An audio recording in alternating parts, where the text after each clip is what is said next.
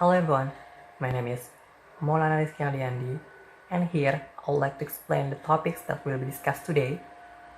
The topic is about various definitions of literature and its implication to teaching language. So, in offering the semantic definition of literature, Rizky, who is an expert, believes he is pointing to a feature that is present in all works of literature, a feature the presence of which is the reason why we call something literature. The definition is not restricted to a particular species of literature like poetry, short story, or drama. Then, what is the semantic definition of literature? Rizky writes, a literary work is a discourse in which an important part of the meaning is implicit, and tentatively, therefore, we may say that literature is well defined as a discourse with important implicit meaning.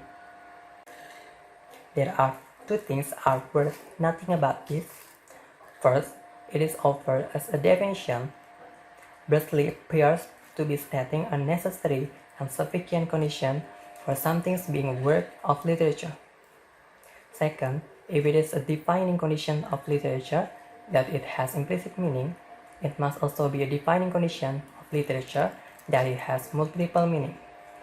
For all literature will have both implicit and explicit meaning. We have in effect, therefore, a definition of literature in terms of multiple meaning, in terms, that is, of the position by a body of discourse of what Rizky calls implicit and explicit meaning, or alternatively, we can call it as primary and secondary meaning. In order to undertake to construct a definition of literature in linguistic terms, it is obviously Germany first to clarify what is meant in this profound context by linguistics. The adjective linguistic is now often associated primarily with linguistics, and the discipline is very generally understood to be the study of human language in general and of specific languages as algebras or calculi, systems of symbols and rules for their manipulation, as well as statements of the conclusions that can properly be drawn in particular circumstances within a given system.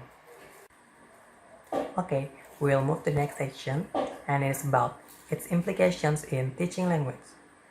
So literature has universal appeal and it directly touches the learner's heart. Because of its strong appealing quality, literature finds a permanent place in the memory of the learner. Literature is considered to be a fit medium for language teaching.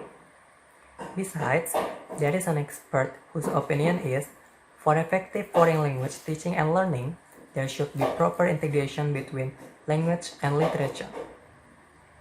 Carter 1996 strongly suggests that in the teaching of a foreign language, opportunities should be sought for extensive and integrated study of language and literature. Malay 1990 makes a similar opinion when he suggests literary texts should be used as language teaching resources rather than as subjects of literary study as such. The significant skill of guessing the meaning of an unfamiliar vocabulary item from the context can be easily developed with the help of different forms of literature. Any literary text, whether prose or poem, provides the learners with a rich context and adequate clues to guess and understand the meaning of the new words from. In a literary text, words frequently occur in related groups and units. These groups of words, which are semantically related, not only contribute to better understanding of the text but also facilitate register-based teaching of vocabulary items. Literature can play a magnificent role in the acquisition of syntax and parameter fixing. For example, let us take the famous line of John Keats, "A thing of beauty is a joy forever." This is the beauty of literature. Children can learn the rules of grammar, but without being aware of the fact that they are learning the rules. The four basic skills, including listening, speaking, reading, and writing, can be promoted through a literary text. This can be achieved by designing a suitable language activities based on the appropriately selected text.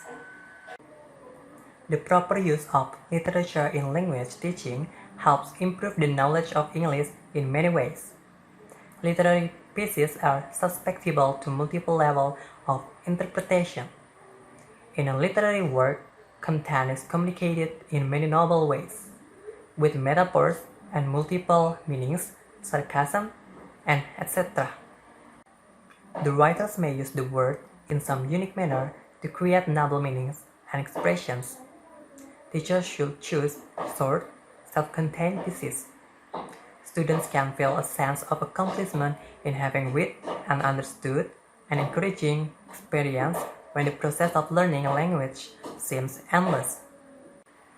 With the study of literature, the second or foreign language learners of English are introduced to the historical as well as the current culture of the English-speaking peoples. Through the culture, they also come to know and understand the worldview of the native speakers. No language makes sense to its learner without some understanding of the worldview it represents. Thus, universally applicable moral and ethical concerns are easily conveyed, raised, and impressed in the minds of the learners through English literature, even as they enjoy reading and listening to the stories. That's all from me. Thank you for your attention. I hope you all understand what I have said earlier, and see you next time. Bye bye.